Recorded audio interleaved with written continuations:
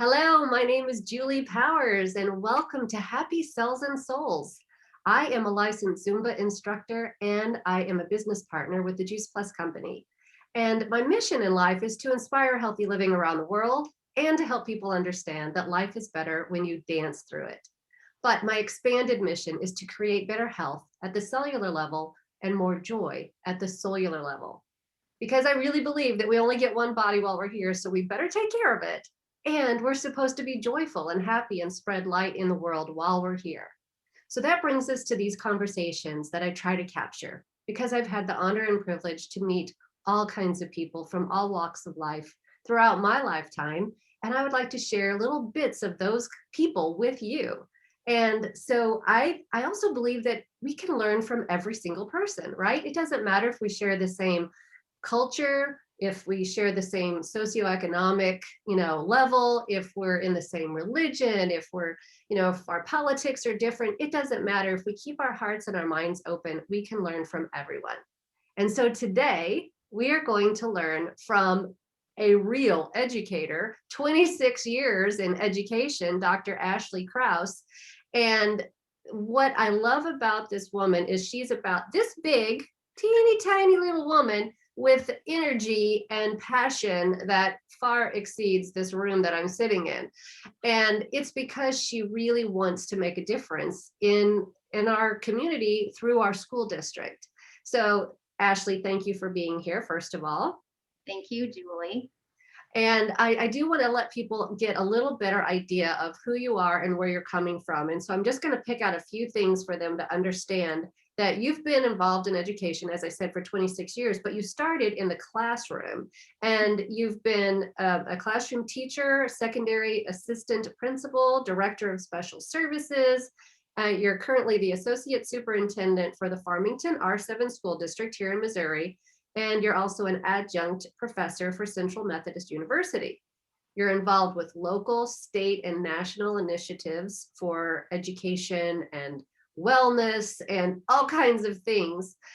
But what I know you from is through the wellness committee through the Farmington School District. And I am very fortunate to have been able to participate in that committee. And I've done this much. And you do, like I said, this room is packed with all of the energy and everything that you've done. So it's the whole school, whole community, whole child program. And I would love for you to explain, what is that exactly? Sure. So we call it, and thank you for saying all of that, the whole school, whole community, whole child.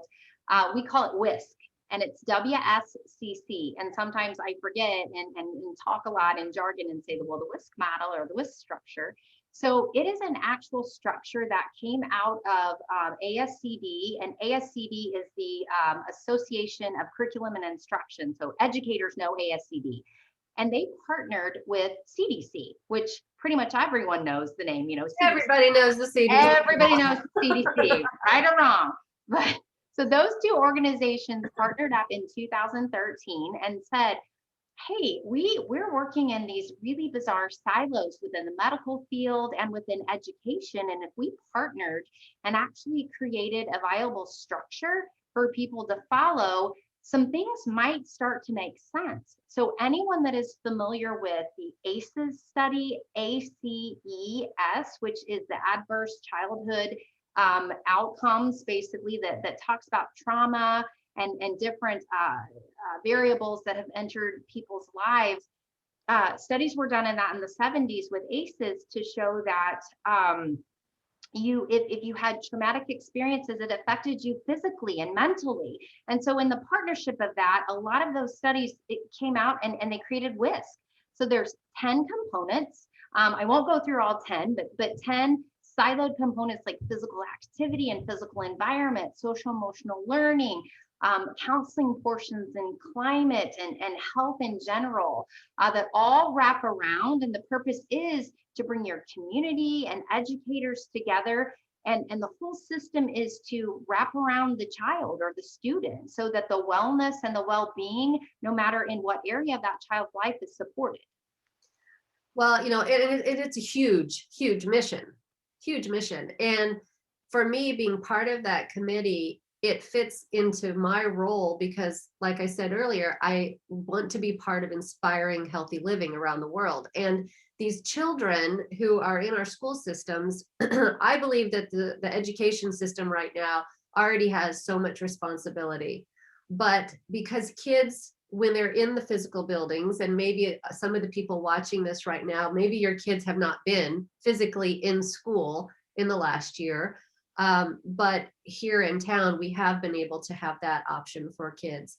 And so when they're there and the teachers and the staff members are able to put their eyes on those kids and really see and feel and understand what that kid is going through, they're able to point them in the right direction for the resources and not just ship them off to the nurse's office or ship them off to the school counselor, but really involve the entire community, right? Because Absolutely. if we don't keep our kids healthy, happy, strong, mentally, emotionally balanced, then we have just created more issues for ourselves. So, Absolutely. what, and I know that safety in the school, of course, schools have had to go through all these new protocols for safety and, so many things. Like I said, what would you say that right now are the focus areas? Because we're having this conversation right at the end of the school year, but you're going to be working on this throughout the summer to start implementing some newer portions of the program at the next school year. What would you say the biggest focus is right now? Well, we began the school year basically looking at the physicality of the buildings or the physical environment. And then we also partnered with the second component, which was the social emotional climate of the building. So you're looking at the wellness and social emotional needs of children and staff members and family members. So we kind of started off, and those were our two focuses throughout the entire year. I would say that we've had a little bit of a reset button with, like you said, like we've been in. We gave parents an option of hybrid or distance or in-person traditional seating. Now we have a whole new group. We had about 500 students who chose to be distance learners for the district, and we have about 4,000 total students. Probably half of those, if not three-fourths, are returning. So this is going to be their first reintroduction back into a traditional setting. They've been out. Potentially, they could have been out for a year and a half. So Right. we're going to do another reset again and do a lot of screenings to see where are we. We've got to check on that emotionality. So I'm going to say again, we're going to start back at that social emotional learning climate. And then we will begin again to look at the physical fitness or the physical activity and the nutrition. Those all kind of couple up because we start to look at, have they been fed? Did they get their breakfast? Was it healthy breakfast? Was it, what are our practices and are we active? So those again will probably be the three components. We'll start back with the physicality of the building and the safety. And do I feel safe in this environment? I've been out for a year and a half. That'll be some of the concerns. And parents, again, they've not been in, some of them, for a year and a half. So we've got to meet those needs at where they are, and then move forward. Well, I believe that kids, I don't think people really understand the anxiety level for our children. As adults, when the world shut down, we had increases in our anxiety. Depression went through the roof for adults, but these kids that are growing up, this is like their time where everything gets totally absorbed. And so not only have there been multiple violent acts in schools over the last decade, and so that was part of the anxiety, right? But then you add in those components of digital everything, virtual everything, instantaneous everything. You can't ever escape from the environment like we used to. When I was a kid, you left school, you went home, and you weren't at school. And your friends, the only way you could talk to them was on a phone with a cord sitting in your hallway, or meeting up with them in person. And so there's so many things that add to that anxiety level. And then you throw in a pandemic Yeah. and bam. But then the school is the one place that every kid goes. There's structure, there's continuity from the people that see those children on a regular basis, And so you guys have your hands full. You really have your hands full. And I know that you're talking about the nutrition and physical activity. Can you talk about, I know that at the last meeting that we were at, they were talking about the heart monitors that Yes. were put on some of the kids. And I think that's really interesting and would help some of the people understand what's being done in the schools to really get to the heart of the matter with heart monitors. Yes. So that actually, again, the professionals on this team, health and human services team, including the community, really rallied around, and we started in our PE classes to say we don't believe we're living up to par. We're not. We're average at best, if not a little bit below. So that's really where it began. Heart rate monitors were an excellent place to start. Probably people don't know, but you have title money that comes in through your district, and a lot of people use it maybe for technology pieces or for other. We choose in this district to look at social emotional learning, mental illness or mental behavioral supports that are needed, and the other area we look at is physical education and what we can do. So we utilize the heart rate monitors to have the kids learn about their own physical activity and fitness levels. And there's no running from that data, because when they put those heart rate monitors on, it pops up on a screen and it's a number and it color codes them and it'll show them, oh, I'm in the blue. There's no, my heart is not at the zone that it needs to be for this activity. And some of them jumped up there, way ahead, oh, I'm in the red. Well, you shouldn't be in the red. You need to be in the orange or the yellow. And so it's been an actual visualization to show students where they need to be. And as they're having fun, they're learning from it. And then that lends to, okay, so like I have this physical activity that's happening. Where's my nutrition need to go to make that supportive? So if I have that wellness within my mind, and that calming and that peacefulness. And then I can also have that physical activity where, I can get my brain out of limbic, or I can regulate myself, or I can bring myself back to the point of thinking brain. And then the eating portion of it, we still have to hit that a little harder than what we have been, but that's next. We started on that one because that's a whole other topic. we need some passionate people to jump in on that. So one bite at a time, one chunk at a time. But all those things wrapped up into one, it just has been a beautiful visualization for students to be able to get excited about. And it's new, and they're used to seeing things like that. So why not bring it to where they need it to be? And just to clarify, if somebody just heard that, the student's name is not associated on the screen. It's all like an anonymous number. And so their health issues are never broadcast to anyone. It takes a village, right? We've learned that for so long. It takes a village. And the school system is the village that has the biggest portion of the time outside of the family home. And a lot of kids don't even spend very much time in their home, or they're split between multiple homes. And, if you go back to like, is it Maslow's hierarchy of needs? Yes, ma'am. Okay. We've got, if you don't feel safe, Yep. If you don't feel safe, you can't do anything else. You can't. And so you guys looking at that safety element, not just from the physical building, but also making sure that they are feeling safe at home, feeling safe in their chair, feeling safe walking to the bus or their cars. I mean, all of those things. If you don't feel safe, your cortisol level is through the roof. You've got all these stress hormones pumping through your body. You're not going to learn. You're not going to do anything. You are just trying to stay alive. And I don't think a lot of people realize how many of our students fall into these categories where they don't have a permanent home. They don't eat regular meals. If they didn't have meals through the school system, they wouldn't be eating.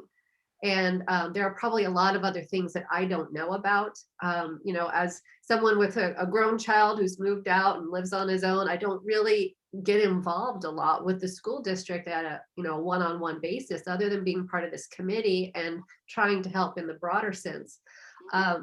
But if you want to talk a little bit about that whole method. Right. So, and it is sometimes difficult because when you come in first thing in the morning at 7:45, and if you only have that child, well, let's talk secondary. So if you are in a secondary building, you may only get that student for 50 to 60 minutes. So you're hitting the ground running whenever they walk in. And we have to stop and reset and realize that child may not have come from a regulated home. And what I mean by that is their brain is nowhere near learner ready. And it may take 40 minutes for them to get regulated, and to the point where they're ready to be able to process and think. And when you're living your life and a lot of the trauma and some of those emotionalities, you might be living in limbic system within your brain, which means you're nowhere near Right. getting to the point of learning. So we like to think to ourselves, if we can reach out and make sure that they do feel safe, that they're able to communicate, that they know how to communicate effectively and appropriately. And a lot of those behaviors, as you know, manifest out in different ways because they may or may not know how to communicate. Well, that's part of our job too. Right. We have to teach them how, what is an appropriate way to communicate as opposed to maybe some external, behaviors that you may not want. So all of those things wrapped up into one, those are the things that we're trying to work on. And that takes a lot of education. They sometimes don't teach you that in college. So, when you, and so you have veterans that are like, I didn't get this, and it's a different world. And so, like you just said, the exposure, our children are exposed to so much more now. I will say, there is a little bit of desensitization whenever it comes to, what students hear and see everywhere, and it's the norm. And so sometimes you don't realize that. So we have to do a little bit of a reset to say, no, you are safe. Things are, what can we do to make you feel safe? What is it that we can do or put into supportive practices for you as an individual? So it's a lot of individualization, but again, sometimes you don't know. And especially if it's a child that is intrinsically having those behaviors and you can't see them, it's a silent child that might be a little bit invisible, which is super alarming as well when you're not necessarily finding out about that. So Right. all of your screeners and your universal discussions that are happening, hopefully draw that out to where they have a safe adult relationship that they can take things to. Right. Right. And then after that safety level is met, then obviously for me, the next level is to make sure that they are well nourished, especially with all of the new research that's being done on the microbiome and how our gut is the second brain. And that's where all the serotonin is. And that's where it really regulates the mental health of each person. And so hopefully that will be one of the most important factors in the future with this program and multiple other community efforts. So the WSCC program is something that is across the country. Yes, ma'am. Throughout the state of Missouri, of course, there are different schools. Not every school has embraced this program.